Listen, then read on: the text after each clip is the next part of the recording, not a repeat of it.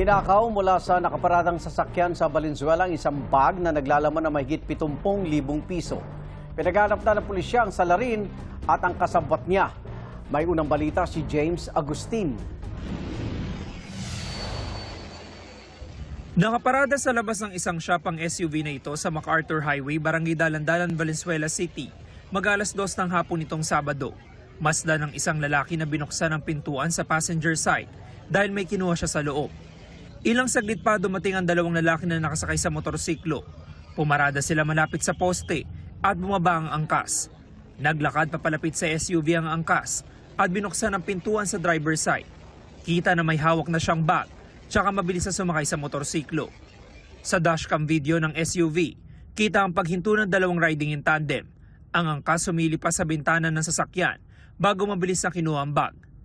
Ayon sa may-ari ng sasakyan, may kukunin lang sana sila ng kanyang asawa sa shop noong mga oras na yon. Kasama raw nila ang unang lalaki na nagbukas ng pinto sa passenger side. Inopen siya ng husband ko kasi may pinakuha kami doon sa kasama namin. Pagkakuha niya, di naka-open pa yung car. Ilang minutes lang pagkatapos noon, dumating na yung mga salisi. Magbabayad sana yung asawa ko, tapos na-realize na, yung bag ko. So babalikan niya sana doon sa car kagad.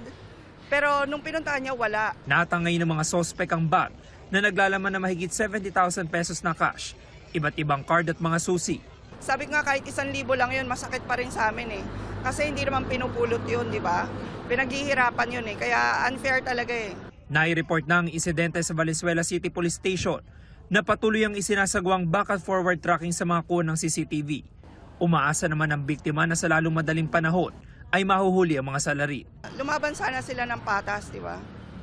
Yun lang. Kasi kami, lumalaban kami ng patas, araw-araw nagtatrabaho kami. Ito ang unang balita. James Agustin, GMA News.